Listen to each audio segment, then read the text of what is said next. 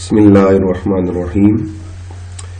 आज का जो हमारा टॉपिक है वो है चैप्टर नंबर 8 में से the WKB approximation method. Students, इससे पहले भी हमने अभी तक जो अप्रोक्सीमेशन मेथड पढ़े हैं उनमें से सबसे पहला जो हमने पढ़ा था पर्टर्बेशन मेथड, जिसके अंदर हमने टाइम इंडिपेंडेंट जो है पर्टर्बेशन थ्योरी पढ़ी थी। तो उसके बाद दूसरा जो पर्टर्बेशन मेथड था वो था वेरिएशनल मेथड, और उसके अंदर हमने वेरिएशनल प्रिंसिपल पढ़ा था चैप्टर नंबर 7 के अंदर। आज चैप्टर नंबर 8 का स्टार्ट है और जो उसका पहले टॉपिक है वो है द WKB अप्रोक्सीमेशन मेथड। तो सबसे पहले WKB stands for Wentzel Kramers Brillouin method. Wentzel Kramers Brillouin method. तो स्टूडेंट्स, ये एक सेमी क्लासिकल मेथड है time independent Schrodinger wave equation को सॉल्व करने के लिए। तो इसको हम कहते हैं सेमी क्लासिकल मेथड भी कह सकते हैं। तो सबसे पहले इसके अंदर हम ज्यादातर जो चीज फाइंड करेंगे वो है बाउंड स्टेट एनर्जी किसी पार्टिकल की, और दूसरी जो चीज है वो है tunneling rates through a potential barrier. यानी पहली चीज कि इस मेथड की मदद से हम क्या करेंगे कि time independent Schrodinger wave equation को सॉल्व करेंगे, और सॉल्व करके हमने दो चीजें फाइंड कर सकते हैं, एक बाउंड स्टेट एनर्जी किसी पार्टिकल की, और दूसरी जो चीज फाइंड कर सकते हैं वो है tunneling through some barrier, potential barrier. तो सबसे पहली चीज कि इधर जो हमने कहा है कि बाउंड स्टेट एनर्जी क्या चीज होती है। तो what is bound state energy students? Let's suppose हमारे पास कोई पार्टिकल है, वो बाउंडेड है किसी पोटेंशियल के अंदर। यानी फॉर एग्जांपल एक पार्टिकल है, फॉर एग्जांपल प्रोटॉन ले लेते हैं, तो वो न्यूक्लियस के अंदर through some potential barrier bounded है। या एक इलेक्ट्रॉन ले लेते हैं तो वो न्यूक्लियस के साथ जुड़ा हुआ है और एक पोटेंशियल बैरियर है जिसकी वजह से वो न्यूक्लियस को छोड़ नहीं रहा।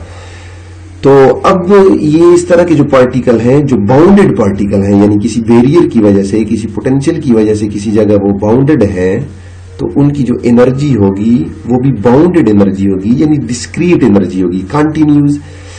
उसकी एनर्जी से बनने वाला जो स्पेक्ट्रम होगा वो कंटिन्यूज नहीं होगा।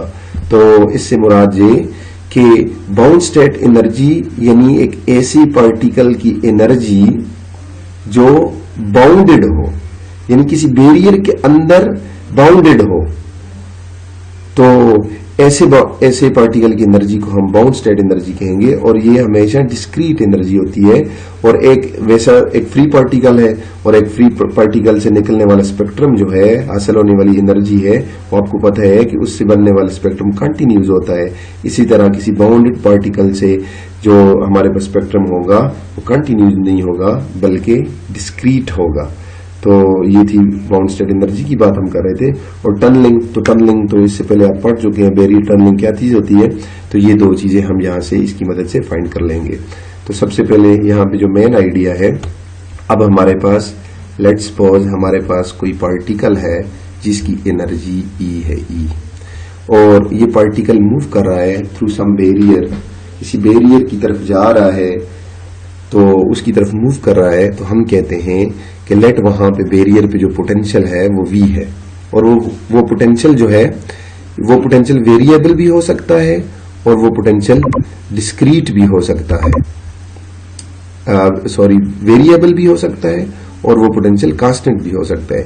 अब स्टूडेंट्स, सबसे पहले हमारा जो केस है, लेट हमने ले लिया कि एक ऐसा पोटेंशियल ले लिया जो कांस्टेंट है, यानी किसी रीजन के अंदर कोई पोटेंशियल है और उसकी वैल्यू कांस्टेंट है, वो चेंज नहीं हो रही एक्स के हिसाब से, यानी जब हम एक्स की वैल्यू को बढ़ा रहे हैं तो वो पोटेंशियल कांस्टेंट है। और वहां पे जो हमारे पास एनर्जी है that is the energy of the particle, this energy is the total energy of the particle. इस एनर्जी से मुराद क्या है कि sum of kinetic energy and the potential energy. अब हमारे पास ये हमने कहा सबसे पहला केस हम कंसिडर कर रहे हैं कि हमारे पास एक ऐसा हमारे पास प्रॉब्लम है कि जिसके अंदर एक पार्टिकल है जिसकी एनर्जी ई है और वहां पे जो पोटेंशियल है जहां पे वो पार्टिकल मूव कर रहा है वहां पे पोटेंशियल वी है, और यहाँ पे पार्टिकल की जो एनर्जी है टोटल एनर्जी उस पोटेंशियल की एनर्जी से ज्यादा है। अगर जब ज्यादा होगी हमारे पास वो जो पार्टिकल मूव कर रहा है, जरूरी बात है वो एक अपना वेव फंक्शन बनाएगा, तो उसका जो वेव फंक्शन होगा वो कुछ इस तरह का होगा, psi of x is equal to A e पर प्लस माइनस आयोटा के एक्स। आगे डायग्राम में आपको मजीद अच्छी तरह समझ आएगा। अब यहाँ पे आयोटा आपको पता है कि एक इमेजिनरी नंबर आयोटा के हमारे पास क्या है, वेव वेक्टर कहते हैं, और एक्स एलॉन्ग एक्स एक्सिस, जिस एक्सिस में वो पार्टिकल मूव कर रहा है, तो पार्टिकल एलॉन्ग एक्स एक्सिस अगर मूव कर रहा है तो ये एक्स डायरेक्शन है, और के आपको पता है कि ये वेव वेक्टर है, और इस के की वैल्यू मैंने ये साइड पे निकाली हुई है। आप ऑलरेडी श्रोडिंगर वेव इक्वेशन के अंदर ऐसी चीजें सारी की सारी आप कैलकुलेट कर चुके हैं। आपको पता है कि हमारे पास टोटल एनर्जी क्या होती है, kinetic energy plus potential energy होती है, और काइनेटिक एनर्जी होती है half M B square plus V is equal to kinetic energy को तो हम यूं भी लिख सकते हैं P square by 2m plus V. अब मैंने क्या किया कि ई वी को इस साइड पे ले आए, तो ये हो गया P square by 2m is equal to E minus V, P square is equal to ये। तो आपको फिर भी पता है कि what is P, P is the momentum of the particle. अब पी और जो हमारे पास एक reduce Planck constant H H कट, इसके दरमियान एक जाहिर बात है एक रिलेशन है, P is equal to H cut K, P को हमने एच कट के लिख लिया और ये इस तरह, और यहां से के की वैल्यू व्हाट इज के, मैंने कहा के वेव वेक्टर है, ये नीचे लिखा हुआ है। ठीक है जी, तो हमारे पास जो वेव फंक्शन बनेगा वो psi is equal to A E power plus minus iota के एक्स, और जब ई की वैल्यू वी से बड़ी होगी, देखें इक्वेशन के अंदर ये यहाँ पे नजर आ रहा है, जब ई वी से बड़ा होगा तो के की वैल्यू पॉजिटिव आएगी, जाहिर बात पॉजिटिव आएगी। तो यहाँ पे अब इस वेव फंक्शन के अंदर दो साइन है, प्लस माइनस आयोटा के एक्स, तो प्लस साइन क्या शो कर रहा है, plus sign means particle is travelling right side, और negative sign shows particle is moving left side. Particle right भी मूव कर सकता है, लेफ्ट भी मूव कर सकता है, इसलिए प्लस माइनस दोनों साइन लिखे हुए हैं। अब एक और बात मैं आपको बताना चाहूं कि ये जो वेव फंक्शन आया है, आपको पता है कि ये जो वेव फंक्शन है ये एक साइनोसाइडल वेव फंक्शन है, या इसको हार्मोनिक वेव फंक्शन भी कह सकते हैं। साइनोसाइडल मीन्स यानी इस वेव फंक्शन से बनने वाला जो हमारे पास पार्टिकल की जो पाथ होगा, या पार्टिकल एक वेव बनाएगा और एक साइनोसाइडल वेव शेप बनाएगा, उसकी शेप जो होगी पार्टिकल की वो एक साइनोसाइडल वेव होगी। क्यों, आपको पता है e power iota theta, e power iota theta को हम लिख सकते हैं cos of theta plus iota sine of theta. Cos theta और साइन थीटा से बनने वाली जो वेव है उसको साइनोसाइडल वेव कहते हैं। तो अब इसका अगर जनरल सोल्यूशन लिखा जाए तो जाहिर बात है जनरल सोल्यूशन इसका क्या होगा, जनरल सोल्यूशन इसका linear superposition of these two waves functions होगा।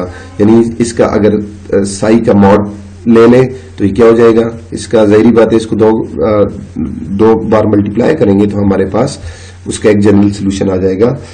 और इसका जनरल सोल्यूशन ये मैंने लिख दिया, the general solution is the linear superposition of two.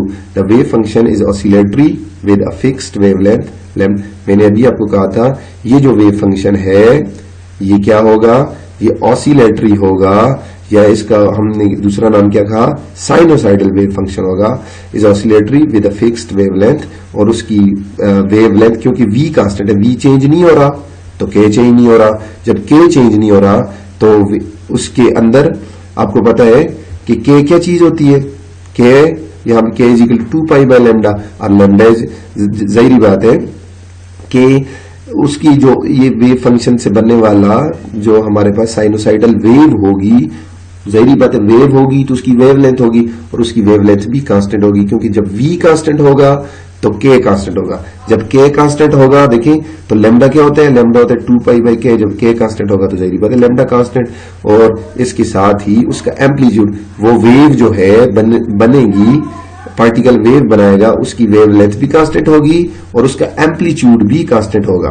अब दूसरी कंडीशन, अगर ये v कांस्टेंट ना हो, अगर ये वेरी कर रहा हो, पोटेंशियल क्या कर रहा हो कि जिस जगह पे पार्टिकल मूव कर रहा है, जिस रीजन के अंदर पार्टिकल की एनर्जी E है और इस एनर्जी E के साथ जब पार्टिकल मूव कर रहा है और वहां का उस रीजन का पोटेंशियल अगर क्या कर रहा हो, वेरी कर रहा हो, कांस्टेंट ना हो but very slowly in comparison with the wavelength, अगर लैम्डा के साथ साथ यानी वेवलेंथ के साथ साथ अगर वो वेरी कर रहा हो तो क्या होगा,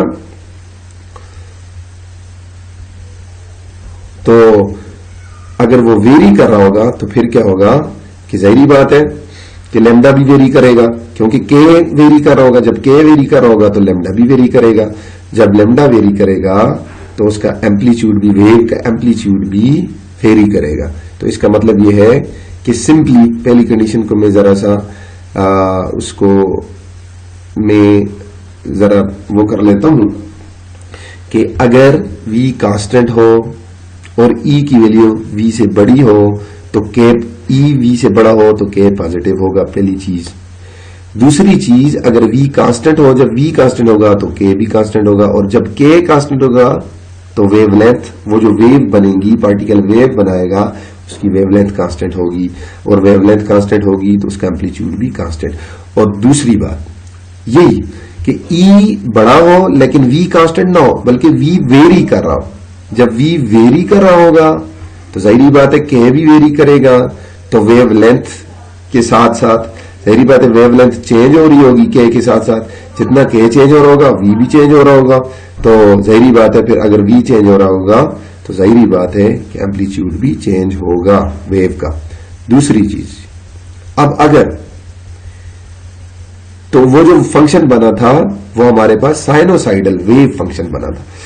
अब दूसरी चीज, अगर पार्टिकल की एनर्जी लेस देन v हो, अगर पार्टिकल की एनर्जी पोटेंशियल से, वहां पे जो पोटेंशियल है वो उससे लेस हो, यानी जिस रीजन के अंदर पार्टिकल मूव कर रहा है उस रीजन का जो पोटेंशियल है वो इस पार्टिकल की एनर्जी से ज्यादा हो, तो फिर क्या होगा, अगर ज्यादा हो तो फिर दो कंडीशन, v अगर कांस्टेंट हो तो फिर वेव फंक्शन इस तरह बनेगा, psi of x is equal to a e power, पहले था plus minus iota K x, अब आयोटा खत्म हो गया। क्यों खत्म हो गया, क्योंकि यहां पे देखें पहले e माइनस v था, अब मैं इसको क्या कर रहा हूं, v माइनस e कर रहा हूं। जब इसको मैं v माइनस e करूंगा तो जाहिर बात है माइनस साइन बाहर आ जाएगा। ये साइड पे मैंने इसकी कैलकुलेशन की हुई है, देखें जरा, देखें कि उसको मैं k प्राइम कह देता हूं, k prime is equal to 2m e minus v over h का आम जो जनरल फॉर्म है। अब जहां पे k prime is equal to, देखिए इसमें से माइनस को मैंने कॉमन लिख लिया, माइनस को मैंने बाहर ले लिया तो ये होगा 2m, जो प्लस था वो माइनस, माइनस वाला प्लस हो गया। अब k prime is equal to, ये देखिए माइनस 1 अंडर रूट बाहर आ गया, बाकी 2m v minus e by h cut. अब k प्राइम देखें माइनस 1 अंडर द रूट, ये तो आयोटा होता है, आयोटा किसकी इक्वल होता है, माइनस 1 अंडर रूट, बाकी चीज 2m v minus e by h cut. अब देखिए k prime is equal to iota, बाकी की क्या चीज है, देखें 2m v minus e by h cut, वो तो k की इक्वल है, देखें ये k की इक्वल है, k prime is equal to iota into k, तो ऑलरेडी इधर प्लस माइनस आयोटा पहले से मौजूद था, k के बजाय मैंने क्या लिख लिया, आयोटा के, iota into iota, iota square क्या होता है, माइनस 1 होता है, तो ये माइनस के साथ मल्टीप्लाई होगा तो प्लस, प्लस के साथ होगा तो माइनस, तो ये हमारे पास नया वेव फंक्शन बन जाएगा a e power plus minus K x. पहले आयोटा था, पहले इमेज कॉम्प्लेक्स फंक्शन बना था, अब ये एक रियल वेव फंक्शन बन गया है। अब psi of x is equal to a e power plus minus K X आ गया है। अब देखें वो जो पहले वाला वेव फंक्शन था वो साइनोसाइडल था, अब ये वेव फंक्शन साइनोसाइडल नहीं है, ये वेव फंक्शन एक एक्सपोनेंशियल वेव फंक्शन है। वहां उसको अगर हम सॉल्व करें तो काज और साइन की फॉर्म आती थी, लेकिन इसमें काज और साइन की फॉर्म नहीं आती, ये सिर्फ और सिर्फ एक्सपोनेंशियल फंक्शन है। और एक्सपोनेंशियल में होता क्या है कि एक्सपोनेंशियल फंक्शन वो होता है कि जो वेरी करता है, जो वेव वेरी करती है स्लाइटली, यानी बहुत बहुत स्लोली वेरी करती है। फिर अगर v हमने कहा कांस्टेंट होगा, v अगर इधर कांस्टेंट होगा, पहली बात, अगर e v से लेस होगा तो वेव फंक्शन साइनोसाइडल नहीं होगा बल्कि एक्सपोनेंशियल होगा, एक बात। फिर बाकी कंडीशंस वही है, अगर v वेरी करेगा तो यहां पे k भी वेरी करेगा और a भी वेरी करेगा, k अगर वेरी करेगा तो लैम्डा भी वेरी करेगा। फिर अगर v कांस्टेंट हुआ तो ये सारी चीजें भी कांस्टेंट रहेंगी, यानी एम्पलीट्यूड भी कांस्टेंट रहेगा, लैम्डा भी कांस्टेंट रहेगा। ये साथ नीचे लिखा हुआ है, if v is not constant but very slowly with lambda are 1/k, क्योंकि ये एक दूसरे के रेसिप्रोकल है, then the wave function is practically exponential but a and k are slowly varying. अगर v वेरी करेगा यानी v कांस्टेंट नहीं होगा, वेरी करेगा, v वेरी करेगा, पोटेंशियल वेरी करेगा तो k वेरी करेगा, जब k वेरी करेगा तो लैम्डा वेरी करेगा, और जब वेवलेंथ किसी वेव की वेरी करेगी तो a वेरी करेगा। इसका मतलब ये सारी चीजें x के साथ साथ वेरी करेंगी। अब अगली चीज, एक और चीज, WKB अप्रोक्सीमेशन जो मेथड है वो एक पॉइंट पे फेल हो जाता है। 2 पॉइंट्स हमने कहा, अगर E अगर ज्यादा हो V से तो हमारे पास साइनोसाइडल वेव फंक्शन देगा, अगर E लेस होगा तो हमें क्या दे देगा, हमें एक्सपोनेंशियल वेव फंक्शन दे देगा। अगर E और V आपस में इक्वल हो जाएंगे तो WKB अप्रोक्सीमेशन मेथड फेल हो जाएगा, वहां पे ये काम नहीं करेगा। यहां पे देखें, the WKB approximation method fail at vicinity of classical points where E is equal to V, एक ऐसा पॉइंट जहां पे टोटल एनर्जी और पोटेंशियल जो है, ये पार्टिकल की टोटल एनर्जी वहां उस रीजन के पोटेंशियल के इक्वल हो जाए। तो जाहिर बात है जब ये इक्वल हो जाएगा तो देखें क्या होगा, यहां पे देखें E और V इक्वल हो जाएगा तो क्या हो जाएगा, K is equal to M E minus V। E और V इक्वल हो गए तो जाहिर बात एक दूसरे को कैंसिल करेंगे, जीरो आ जाएगा। जब ये जीरो आएगा तो K जीरो हो जाएगा, जब k 0 हो जाएगा तो 1/k infinity, 1/k infinity means lambda approaching to infinity, 1/k lambda होता है, और लैम्डा वेवलेंथ इंफिनिटी। ऐसा हो नहीं सकता, वेवलेंथ किसी वेव की इंफिनिटी नहीं हो सकती। तो फिर उसके बाद आगे नीचे ये मैंने जरा इसको डायग्रामेटिकली इसको शो किया हुआ है। देखें हमारे पास ये कोऑर्डिनेट एक्सिस है, x एक्सिस है, और ये वर्टिकल एक्सिस यानी y एक्सिस में पोटेंशियल दिखाया गया है। अब y एक्सिस में पोटेंशियल है, ये कोऑर्डिनेट एक्सिस है, और यहाँ पे ये जो कर्व नजर आ रहा है ये एक रीजन है जिस रीजन के अंदर पोटेंशियल दिखाया गया है, और ये पोटेंशियल वेरी कर रहा है। देखें स्टूडेंट्स, ये पोटेंशियल वेरी कर रहा है, यहां से पहले डिक्रीज कर रहा है x के साथ साथ, शुरू से स्टार्ट करें, x जैसे जैसे इंक्रीज हो रहा है, x इंक्रीज हो रहा है तो पोटेंशियल इस रीजन का डिक्रीज हो रहा है, होते होते होते यहाँ पे फिर जैसे जैसे पोटेंशियल बढ़ रहा है तो x बढ़ रहा है तो पोटेंशियल ने बढ़ना शुरू कर दिया है। तो ये किसी रीजन के अंदर एक पोटेंशियल दिखाया गया है। अब यहाँ पे हमारे पास देखें कितने रीजन्स हैं, हमारे पास 3 हमारे पास रीजन्स हैं। एक वो वाला रीजन है, और यहाँ ये पार्टिकल है और उसकी एनर्जी E है, और ये पार्टिकल आपको नजर आ रहा है, ये पार्टिकल की एनर्जी लेवल है, ये यानी पार्टिकल की एनर्जी इतनी है, नजर आ रहा है। अब यहाँ पे 3 रीजन बन गए, एक ये मैंने ये डॉटेड लाइन नजर आ रही है, वर्टिकल डॉटेड लाइन, एक ये है एक ये। अब 3 रीजन है, एक ये वाला रीजन, फर्स्ट रीजन इसको मैं कहता हूं, दूसरा ये वाला रीजन, और तीसरा ये वाला रीजन। फर्स्ट और जो थर्ड रीजन है उसमें एनर्जी देखें, ये पोटेंशियल, ये एनर्जी है। यहां पे इस रीजन के अंदर क्या है, जो फर्स्ट रीजन है इसके अंदर क्या है, पोटेंशियल जो है वो ज्यादा है पार्टिकल की एनर्जी से। इसी तरह जो आखिरी रीजन है यहां पे भी क्या है, ये पोटेंशियल है ना, ये पोटेंशियल नजर आ रहा है, पोटेंशियल और एनर्जी नीचे है, पोटेंशियल ऊपर है। यहां इस रीजन के अंदर भी क्या है कि E is less than V, और एक सेंटर वाला रीजन है, यहां पे क्या है, E is greater than V। यहां पे एनर्जी क्या है, पोटेंशियल से ज्यादा है। ये देखें एनर्जी ये है, एनर्जी की वैल्यू ये है, पार्टिकल की टोटल एनर्जी ये है, और ये जो दरमियान में जो चीज है ये पोटेंशियल है। अब एनर्जी क्या है, पोटेंशियल से ज्यादा है। और ये जो सेंटर वाला रीजन है जहां पे E is greater than V है, इस रीजन को हम कहते हैं classical region, this is called the classical region. और ये वाला जो रीजन है, ये वाला, इसको हम कहते हैं क्वांटम मैकेनिकल रीजन, और सेमी क्लासिकल रीजन भी इसको कहा जाता है। अब यहां पे आपको 2 पॉइंट नजर आ रहे हैं। These points are called turning points. इन पॉइंट्स को टर्निंग, ये वो वाले पॉइंट हैं जहां पे पोटेंशियल V और E इस पॉइंट पे इक्वल है। देखें यहां से पोटेंशियल कम होता जा रहा है, होते होते होते होते होते होते ये E की इक्वल आ गया, E की इक्वल आ गया, यानी V और E इक्वल है। तो इस पॉइंट को यहां पे भी देखिए पोटेंशियल यहां U से बढ़ता जा रहा है, बढ़ते बढ़ते बढ़ते बढ़ते यहां पे पहुंचाया, E और V इक्वल हो गया। अब इन 2 पॉइंट को हम कहते हैं टर्निंग पॉइंट्स। क्यों टर्निंग पॉइंट्स कहते हैं? टर्निंग पॉइंट इसलिए कहते हैं, देखें जब E इन पॉइंट्स के ऊपर देखें E और V आपस में इक्वल हो जाता है। जब E और V आपस में इक्वल हो जाए तो पार्टिकल की काइनेटिक, लेट हम कहते हैं पार्टिकल अभी इधर बंद है। ये आपके पास जो रीजन है, क्लासिकल रीजन के अंदर एक पार्टिकल है। देखिए अब आपको समझ आएगी इस तरह कि देखिए फॉर एग्जांपल हमारे पास टोटल एनर्जी पार्टिकल की क्या होती है? Kinetic energy plus potential energy होती है। अगर काइनेटिक एनर्जी निकालें तो वो होती है E माइनस V। ठीक हो गया। अब इस पॉइंट पे, इस टर्निंग पॉइंट, ये पॉइंट और ये पॉइंट टर्निंग पॉइंट क्यों कहलाते हैं? इस पॉइंट पे E और V इक्वल हो जाते हैं। जब E और V इक्वल हो जाए तो काइनेटिक एनर्जी 0 हो जाती है। पार्टिकल की काइनेटिक एनर्जी 0 हो जाती है।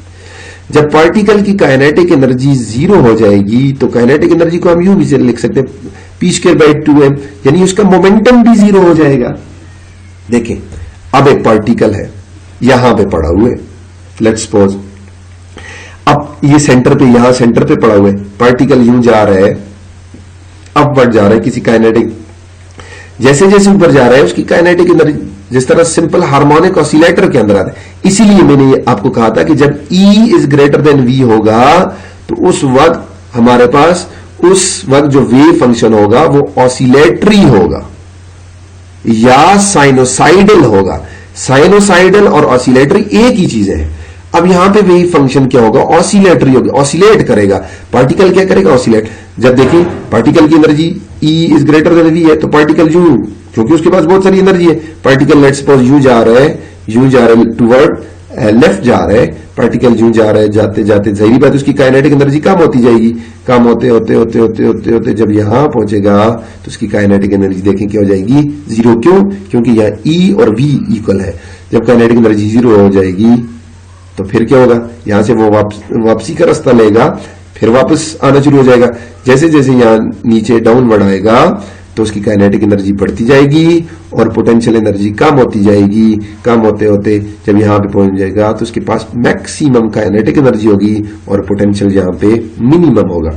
अब जाहिर बात है काइनेटिक एनर्जी जब मैक्सिमम होगी तो ये पार्टिकल यूं दौड़ना शुरू कर देगा अपोजिट डायरेक्शन में। जब यूं जाएगा काइनेटिक एनर्जी कम होते होते होते होते होते यहां पहुंचेगा तो 0, यानी मोमेंटम 0, काइनेटिक एनर्जी 0। मींस क्यों काइनेटिक एनर्जी 0 हुई?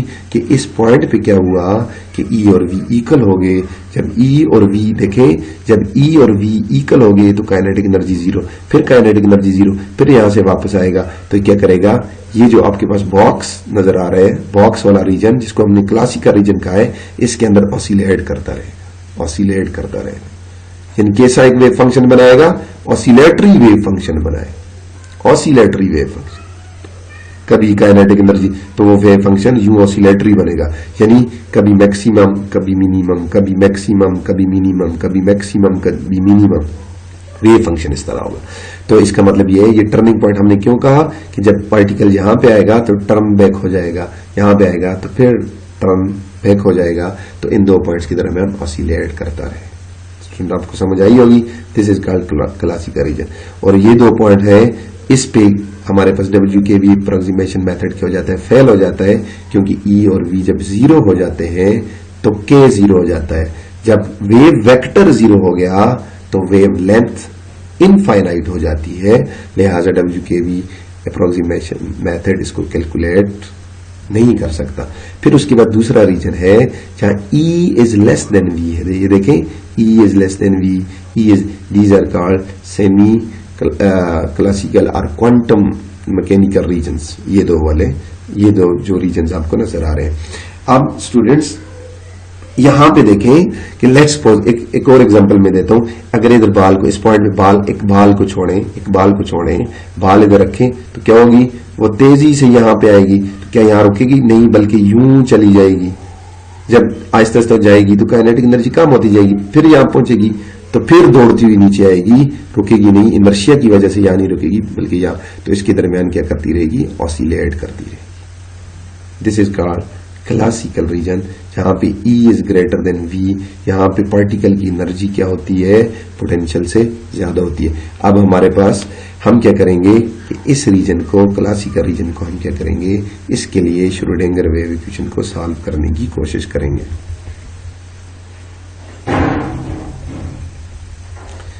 अब हम क्लासिकल रीजन ले लेते हैं। क्लासिकल रीजन, क्योंकि वहां पे तो पार्टिकल जो, जहां पे E is less than V है, वहां तो पार्टिकल मूव ही नहीं कर सकता, जाहिर बात है, क्योंकि उसकी एनर्जी पोटेंशियल से कम है। अब classical region, classical Schrodinger wave, general Schrodinger wave equation हमारे पास क्या होती है? Minus (h²2m d² psi by d x² plus p x psi is equal to E of psi x mean along x axis. One dimension की बात हो रही है। WKB मेथड, अप्रोक्सीमेशन मेथड क्या है? वो time independent one dimensional Schrodinger wave equation को solve कर सकते हैं, वन डायमेंशनल सिर्फ। अब आपके पास यहाँ पे क्या हो गया कि एच कट वगैरह को उधर कर लें, तो ये इसको जरा सा सिंप्लीफाई करें, करते जाएं तो आपके पास ये वाली चीज आ जाएगी, d² psi by dx²। इसको ये देखें क्या होता है? 2m E minus v, और एच कट होता है तो आपको पता है कि P equal to H cut क्या होता है? P मोमेंटम है, एच कट क्या है? प्लांक रिड्यूस्ड प्लांक कांस्टेंट है। तो K आपके पास वेव वेक्टर है, तो आप K की वैल्यू यहां से निकाल लें, P बाय एच कट। तो इसको मैंने इस तरह बना दिया कि मैंने इसका क्या कर दिया? रूट भी ले लिया इस चीज का और स्क्वायर भी कर दिया, तो कोई फर्क तो नहीं पड़ा क्योंकि रूट और स्क्वायर कैंसिल हो जाते हैं। Sai divide by h cut square इसी तरह लिख लिया। तो इस ये जो सारी चीज है ये, क्योंकि 2m E minus v 2m E minus divided by h cut, ये तो K की इक्वल है, तो इस सारे का स्क्वायर करें तो k² minus k² bye Sai, फिर K की वैल्यू पुट कर दी P और H cut, p² by h cut square हो जाएगा, d² psi by dx² is equal to minus p²। आपके पास ये आ गया माइनस p² और एच कट स्क्वायर साई। अब the region in which the particle will be classically confined is for E is greater than V। वो वाला reason जहां particle classically confined नजर आ रहा है आपको, उस रीजन को हम कहते हैं E is greater than V। वहां पे पार्टिकल की एनर्जी क्या है? ग्रेटर देन है किसके? पोटेंशियल के। जब उससे ऊपर जाता है तो उसकी एनर्जी कम हो जाती है, लिहाजा वापस बैक हो जाता है, उसके अंदर ही कन्फाइंड हो गया है क्लासिकल रीजन के अंदर। In general Sai is complex function, we can express it in terms of its amplitude AX and its phase phi, both of which are real। Generally जो साई है ये कम्प्लेक्स फंक्शन होता है, वेव फंक्शन जो है ये कम्प्लेक्स वेव फंक्शन है, और इसको जनरली हम यूं लिख सकते हैं एम्पलीट्यूड, क्योंकि वेव फंक्शन है, वेव है, जाहिर बात है उसका एम्पलीट्यूड भी होगा और उसका एक फेज एंगल भी होगा, फेज भी होगा, तो उसको हम यूं लिखेंगे AE power iota phi. What is phi? Phi is the phase. जब वेव कहीं भी होगी तो वेव के साथ दो तीन चीजें होती हैं, एक वेव के साथ एम्पलीट्यूड होता है, एक उसकी वेव लेंथ होती है, और तीसरी चीज उसका फेज होता है। Now we have to find both A. अब हम उसका एम्पलीट्यूड भी फाइंड करेंगे, उस पार्टिकल जो वेव बना रहा है, और उसका फेज भी फाइंड करेंगे, and phi x both varying with x. ए, और ये तो हम पहले पढ़ चुके हैं कि जब हम यहाँ पे K को वेरी करते थे तो A भी वेरी होता था और उसका लैम्डा भी वेरी होता था। यहाँ लैम्डा के बजाय हमने कहा कि A भी वेरी होगा तो जाहिर बात है K भी वेरी होगा, बोथ वेरिंग विद x।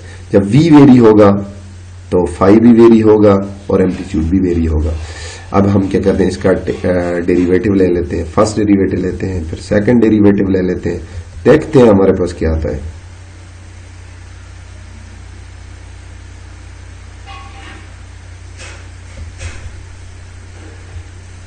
एक बार डेरिवेटिव लिया, d psi by D x is equal to A E power iota phi prime plus, अब फर्स्ट डेरिवेटिव को हम फाई प्राइम से रिप्रेजेंट करेंगे, plus e power iota phi A prime. अब d phi by D x with respect to x ले रहे हैं क्योंकि long x axis particle move कर रहा है, लॉन्ग एक्स एक्सिस यानी फाई के अंदर क्या साई के अंदर क्या चेंज आती है, दैट इज साई, साई के अंदर क्या चेंज आती है। तो देखें इन दो में हमने क्या कर लिया, ई आयोटा फाई कॉमन ले लिया, तो बाकी क्या बचा, ए प्राइम प्लस आयोटा ए फाई प्राइम, आयोटा ए फाई प्राइम बच गया। फिर अगेन डेरिवेटिव कर ले, डबल डेरिवेटिव लेना है, तो सेकंड डेरिवेटिव जब लेंगे तो हमारे पास कुछ इस तरह की कंडीशन आ जाएंगी। टेकिंग डेरिवेटिव अगेन, तो देखिए अब क्या किया, इस सारे का पहले हमने इसको इसी तरह रखा और इसका डेरिवेटिव ले लिया, वही प्रोडक्ट रूल या चेन रूल जिसको कहते हैं, इसको इसी तरह first as a derivative of second, इसका डेरिवेटिव ई पर आयोटा फाइव और इस पावर का आयोटा फाइव प्राइम प्लस, अब सेकंड को इसी तरह रखा, इसका डेरिवेटिव पहले इसका ले लें, तो पहले फर्स्ट डेरिवेटिव, अब डबल डेरिवेटिव हो जाएगी A double prime plus iota, अब इधर फिर प्रोडक्ट रूल लगाए, A phi double prime plus iota A prime phi prime. अब जो एक जैसे हैं उनको एक जगह इकट्ठा कर लें, यहाँ पहले मैंने एक दूसरे को कैंसिल कर दिया था गलती से, लेकिन ये क्योंकि दोनों पॉजिटिव हैं तो ये दोनों एड अप होंगे, ये दोनों एड अप हो गए, तो ये 2 iota A prime phi prime minus A five prime whole square, A five prime whole square plus A double prime plus iota A phi double prime e पर iota five, इस तरह से simplify किया है। अब देखेंगे तो आपको आसानी से समझ आएगी। अब ये वाली चीज जो है टी स्क्वायर साई, अब क्योंकि हमारे पास वेव फंक्शन था, मैंने कहा था कि वेव फंक्शन क्या होता है, वो वेव का फंक्शन जो उसके अंदर एक एम्पलीट्यूड होता है phi, psi is equal to A E power iota phi हमने लिखा था। तो अब ये वाली चीजें उधर हम पुट कर लेते हैं। तो सबसे पहले D square Sai by D x की वैल्यू यहां पे पुट कर लें, ये इक्वेशन नंबर 2 के अंदर पुट कर दें, इक्वेशन नंबर 3 को पुटिंग इन इक्वेशन 1। देखिए इक्वेशन नंबर 1 क्या है, हमारे पास इक्वेशन नंबर 1 ये है, इक्वेशन नंबर 1 यहां पे है, that is equation 1। Equation number 1 है, D square Sai by D x square की वैल्यू पुट कर लेंगे, फिर साई की वैल्यू भी पुट कर लेंगे। साई की वैल्यू क्या है, वो ये नीचे है, ये साई की ये वाली value A E power iota five इधर पुट कर लें और D square Sai by D x square वो वाली वैल्यू इधर पुट कर दें, तो आपके पास क्या आएगा, आपके पास देखें वो वैल्यू जब पुट करेंगे तो क्या आएगा, ये डी स्क्वायर साई एक साइड पे जब पुट करें 2 iota A prime five A five prime whole square plus A double prime plus iota A five e power iota five, और दूसरी साइड पे minus P square by H cut square, और psi की value A E power iota five, e power iota five e power iota five से cancel हो गया, तो ये कुछ बच गया।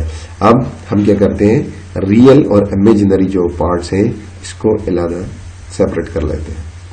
तो सबसे पहले इसके अंदर देखें, ये रियल पार्ट है ए डबल प्राइम और ये वाला minus A five prime whole square, और ये तो सारा जाहिर बात है दूसरी साइड पे रियल है, इनको हम कंपेयर कर लिया minus P square by H cut square A, समझ आ। इसको थोड़ा सा सिंप्लीफाई करें तो ए प्राइम ये इधर आ गया, तो A common phi prime minus P square by H cut square, और दूसरी साइड पे क्या है अब इमेजिनरी, तो ये दो इमेजिनरी है 2 iota A prime phi prime 2 A prime phi prime plus A phi double prime, क्योंकि इमेजिनरी कर रहे हैं तो इमेजिनरी पार्ट इधर क्या है 0, ये 0 कर लिया। अब इसको हम यूं लिख सकते हैं 2 A prime A square phi prime whole prime is equal to 0। इस साइड में मैंने किया हुआ है, देखें A square phi prime whole prime को अगर इसका डेरिवेटिव ले लें तो देखें यही आ जाएगा, ये वाला आएगा। पहले इसका डेरिवेटिव ले लें ए स्क्वायर का, तो ये हो जाएगा 2a, फिर अगेन डेरिवेटिव ए प्राइम फाइव प्राइम, फिर जी फिर ये वाली चीज आ गई, पहले इसका लिया, फिर अब इसको छोड़ दें, अब इसका लेना है माइनस ए स्क्वायर फाइव डबल प्राइम, फिर क्या आ जाएगा आपके पास, ये इन दोनों में ये A square phi double prime हो, इन दोनों में से कॉमन ले लें 2 A prime phi prime minus A five prime is equal to 0, तो ये क्या हो जाएगा 2 A prime phi prime, sorry ये माइनस नहीं है ये प्लस है, क्योंकि प्रोडक्ट रूल लगाना है, तो ये प्लस है, ये प्लस और यहाँ भी प्लस है, तो इसको प्लस कर दें, गलती से माइनस हो गया इसको प्लस कर दें। तो ये हमारे पास यही वाली चीज आ जाएगी, ये प्लस लगाना है।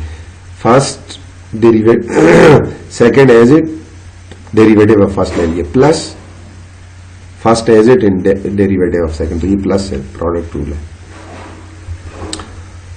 फिर सॉल्विंग इक्वेशन 6 फर्स्ट। अब इधर जो इक्वेशन हमारे पास 5 और 6 दो आई है, एक इमेजिनरी के लिए आ गई है, एक रियल के, ये आ गई रियल के लिए और ये इमेजिनरी के लिए। सबसे पहले इमेजिनरी वाली को सॉल्व कर लेते हैं, ये जरा इजी है। इसको सॉल्व करें तो क्या आ जाएगा, A square 5 prime whole prime is equal to, इसको हम यूं लिख सकते हैं 5 prime that is a derivative D by D X A square 5 prime, और होल जो प्राइम था उसको डेरिवेटिव लिख लिया, तो इज इक्वल टू 0 था। अब ये डेरिवेटिव उधर जाएगा तो जाहिर बात है 0 हो जाएगा, डी एक्स इधर गया तो 0, तो यहां बच गया डी इंटू ए स्क्वायर 5, यानी इसका डिफरेंशियल। अब किसी भी इसका डेरिवेटिव क्या होगा, ये तो जाहिर बात है ये तो कांस्टेंट होगा, A square 5 prime is equal to C, A की वैल्यू यहां से आ गई, A is equal to C by under root 5 prime, here C is a real constant, ये कांस्टेंट। इक्वेशन 5, अब हम इक्वेशन 5 जो ये तो इमेजिनरी वाला पार्ट था, अब रियल पार्ट ले लिया। Equation 5 is a complex, equation 5 एक पेचीदा किस्म की इक्वेशंस है, and that's why we introduce approximation, और इसलिए उसको सॉल्व करने के लिए हमें कुछ अप्रोक्सीमेशन करनी है।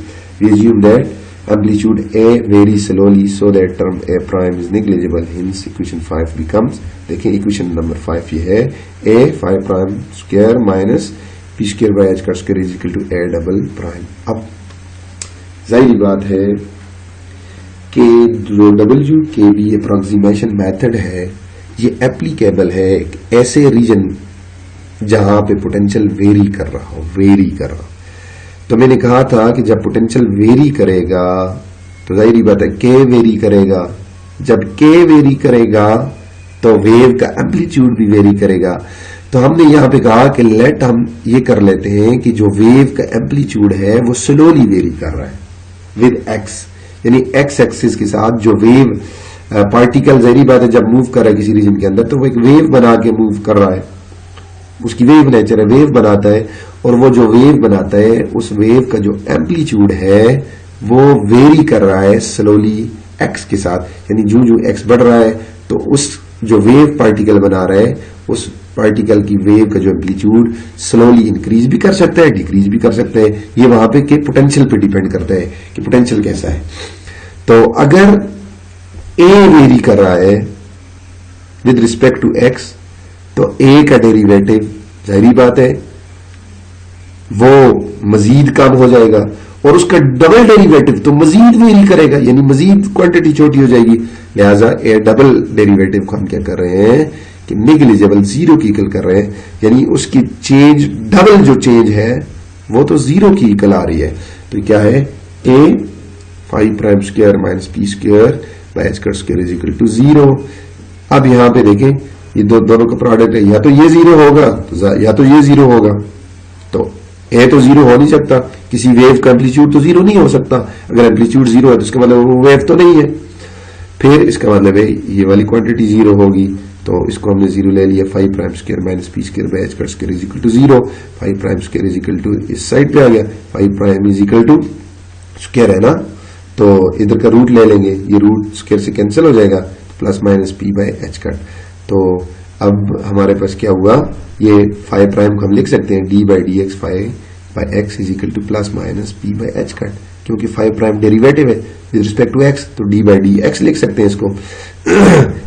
एक्स डी एक्स को इधर ले आए, डी इस साइड पे रह गया, D 5x is equal two plus minus P by H cut D x, दोनों साइडों का इंटीग्रल ले लें, ये डी डी से खत्म, 5 रह गया, 5x is equal two plus minus, देखिए 1 बाई एच कट बाहर ले लें। मोमेंटम जाहिर बात है पार्टिकल इलांग एक्स एक्सिस मूव कर रहा है तो उसका मोमेंटम भी इलांग एक्स एक्सिस होगा, px आगे dx इंटीग्रल 5x क्या हो गया plus minus 1 by H cut integral px dx। अब p की वैल्यू वगैरह पुट करके हम इस इंटीग्रल को इजीली सॉल्व कर सकते हैं। किसी रीजन के लिए किसी पार्टिकल का मोमेंटम जो भी हो, जो भी किसी पार्टिकल का मोमेंटम होगा इधर वैल्यू पुट करके उस इंटीग्रल को आसानी से इंटीग्रेट कर सकते हैं उस वैल्यूज को।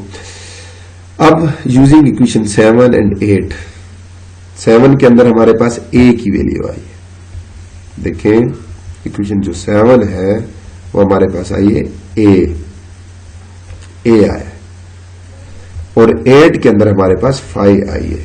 ए भी आ गया, 5 भी आ गया, तो हमारे पास जाहिर बात है इस रीजन का वेव फंक्शन, क्लासिकल रीजन का वेव फंक्शन क्या होगा, वो तो हमने लिखा था कि किसी भी रीजन का वेव फंक्शन क्या होता है, psi x is equal to A power iota 5x। अब कोई भी रीजन है उसका वेव फंक्शन तो ये है। अब रीजन डिफाइन होता है उसके अंदर वेव फंक्शन के वेव के एम्पलीट्यूड से और उसके फाई से, ठीक है जी, फाई उसका फेज होता है। अब ए भी है और उसका फेज भी है, तो जाहिर बात है उस रीजन का, क्लासिकल रीजन का वेव फंक्शन आ गया psi F x is equal to C by √5 prime, ये की वैल्यू, और ई पावर प्लस माइनस 5 की value iota over H cut integral P x D X. अब psi F x is equal to C over P over H cut e power plus minus iota H cut P x D X. अब ये हमारे पास देखिए H cut constant है, उसको मैं ऊपर ले जाता हूं, ये है भी फर्स्ट सेकंड थर्ड प्लेस पे है, तो ये फर्स्ट पे चला जाएगा। तो psi x is equal to h under h cut constant, c is also constant, ये दोनों कांस्टेंट आपस में मल्टीप्लाई हुए तो फिर भी कांस्टेंट वैल्यू आएगी, उस कांस्टेंट का नाम हमने बी रख लिया, that is b divided by under P x e power plus minus iota divided by h cut integral P x D x. This is very important equation. अब कहीं भी हमने क्या करना है, किसी पार्टिकल के वेव फंक्शन यूज करना है और डब्ल्यू के बी अप्रोक्सीमेशन मेथड यूज करके अगर वेव फंक्शन निकालना है तो डायरेक्ट ये वाली इक्वेशन हम लगा लेंगे, psi F X is equal to B by under P x e power plus iota और H cut integral P x D X. वहां का मोमेंटम भी डिफाइंड होगा, वहां पे अगर बी की वैल्यू यानी उस कांस्टेंट भी गिवन हो और मोमेंटम भी डिफाइंड हो तो हम वहां का वेव फंक्शन इजीली फाइंड कर सकते हैं। अब ये एक जनरल अब इसका जो जनरल सोल्यूशन है, तो सबसे पहले शुरू से जब हमने स्टार्ट किया था तो किसी भी वेव फंक्शन का जनरल सोल्यूशन निकालने के लिए हम क्या करते हैं, उसके मॉड का स्क्वायर ले लेते हैं। तो जाहिर बात मॉड का स्क्वायर यानी उसको हम क्या करते हैं, उसको लीनियरली कंबाइन करते हैं। लीनियरली कम्बिनेशन का मतलब है कि उसका स्क्वायर ले लें, तो लीनियरली कंबाइन हम कर रहे हैं यहाँ पे। तो सोल्यूशन ये क्या है, the general solution is the linear combination of two terms each with opposite sign, यानी अब इसके अंदर दो साइन है, एक पॉजिटिव है एक नेगेटिव है। अब इसका हम क्या करें, मॉड स्क्वायर, अगर इस साई को हम क्या करें लीनियर कॉम्बिनेशन ले लें तो इसको साई को साई से मल्टीप्लाई करना पड़ेगा, साई को साइड से मल्टीप्लाई किया तो एक बार इसका प्लस साइन ले लिया और दूसरी बार इनटू, दूसरी बार माइनस साइन ले लिया, b into b b square हो गया, p into p p square और रूट के साथ कैंसिल हो गया स्क्वायर, ई पावर देखिए आयोटा और एच कट इधर भी। अब integral P x D x, ये प्लस सारा और ये सारा माइनस, ये एक दूसरे के साथ सारा कैंसिल, ये कैंसिल, ई पावर जीरो क्या होगा 1 के इक्वल है। तो हमारे पास क्या आ गया, psi mod square is equal to b square by mod b square by px. Equation 10 shows that the probability of finding the particle at point x is inversely proportional to its classical momentum. Momentum means momentum velocity असल में होती है p is equal to mv होता है, तो इसका मतलब जिस पार्टिकल की वेलोसिटी जितनी ज्यादा होगी, अगर मास कांस्टेंट रखा जाए तो वेलोसिटी जितनी ज्यादा होगी मोमेंटम ज्यादा होगा at that point. This is exactly what we would expect. तो कहते हैं कि हम ये एक्सपेक्ट कर रहे थे कि जहां पे that is this is Sai mod square is the probability of finding a particle at any position x, किसी भी पोजीशन x के ऊपर पार्टिकल को फाइंड करने की ये प्रोबेबिलिटी है। और ये प्रोबेबिलिटी क्या कहती है, ये प्रोबेबिलिटी ये कहती है कि किसी भी पॉइंट के अंदर क्लासिकल रीजन में किसी भी पॉइंट को अगर आपने उसकी प्रोबेबिलिटी फाइंड करनी है तो वो क्या इनवर्सली प्रोपोर्शनल टू px है, यानी जहां पे मोमेंटम ज्यादा होगा पार्टिकल का, जहां पे वेलोसिटी ज्यादा होगी तो वहां पे प्रोबेबिलिटी पार्टिकल की कम होगी, और जहां पे पार्टिकल स्लो होगा, मोमेंटम कम होगा, वहां प्रोबेबिलिटी ज्यादा होगी। इट मींस दैट जरा हम अपने उस डायग्राम की तरफ जाते हैं, फिर जरा आपको ये चीज क्लियर होगी कि देखें ये इसका मतलब ये हुआ कि पार्टिकल देखें इस सेंट्रल पॉइंट पे पार्टिकल की वेलोसिटी मैक्सिमम है। क्यों? जैसे जैसे इससे राइट पे जाएगा तो उसकी काइनेटिक एनर्जी कम यानी वेलोसिटी कम होती जाएगी, होते होते यानी मोमेंटम कम होते होते इस पॉइंट पे मोमेंटम जीरो हो जाएगा। देखिए ये मोमेंटम जीरो, क्योंकि E इक्वल टू V हो जाएगा मोमेंटम जीरो, इस पॉइंट पे मोमेंटम जीरो।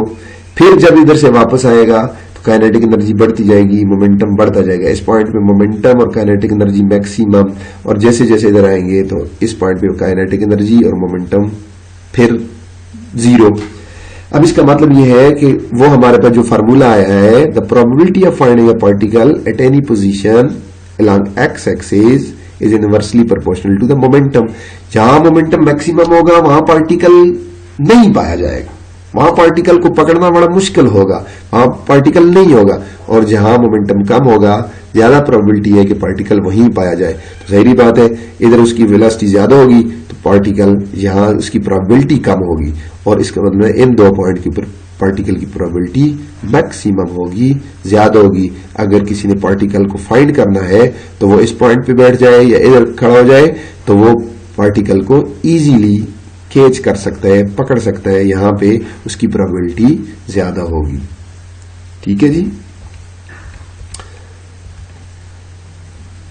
तो ये हमारे पास यहां पे एक दो सेंटेंस और है। The particle does not spend long in the place where it's moving rapidly. इसका मतलब है पार्टिकल वहां पे ज्यादा टाइम नहीं गुजारता जहां पे वो तेजी से मूव कर रहा होता है। So the probability of getting caught is small, वहां पे उसकी प्रोबेबिलिटी कम होगी। अब ये टॉपिक तो हमारा यहां तक था, ये खत्म हो गया। अब इसी के टॉपिक के साथ की जो एक दो एग्जांपल्स हैं उसको आपने करना होगा, और एक दो जनरल चीजें इसी के साथ जो रिलेटेड हैं वो आपको मैं थोड़ा सा यहाँ पे क्लियर करता हूँ।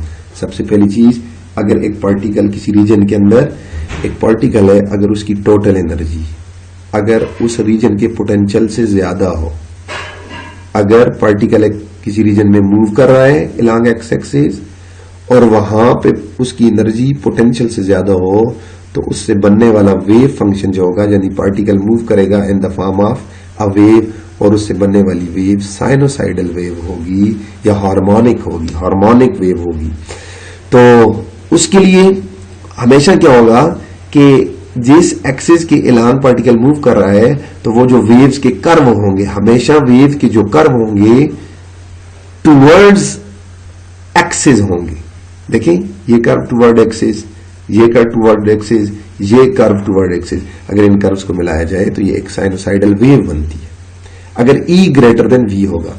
अगर किसी रीजन के अंदर पार्टिकल की एनर्जी, टोटल एनर्जी V से कम हो, E इज लेस देन, तो वहां पे जो पार्टिकल का वेव फंक्शन होगा साए, वो एक्सपोनेंशियल होगा, और उस वेव फंक्शन से बनने वाले जो कर्व होंगे वो उस एक्सिस से अवे होंगे। ये कर्व देखें, ये वाला कर्व है अवे है, ये वाला कर्व अवे बन रहा है, ये वाला कर्व मैंने एक बना दिया डाउन, ये अवे बन रहा है। जहां पे E is less than V होगा तो वहां कर्व अवे होंगे, और जहां E is greater than V होगा तो कर्व टुवर्ड एक्सिस होंगे।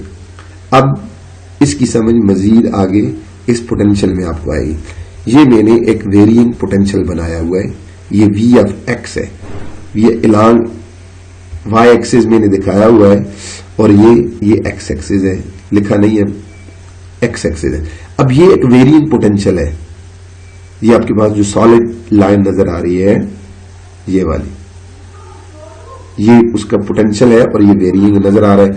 देखें स्टार्ट यहां से स्टार्ट हो रहा है, डिक्रीज करते करते करते यहाँ पे, फिर यहां से इंक्रीज करता है, फिर यहां से डिक्रीज करना शुरू कर देता है, फिर इंक्रीज करना।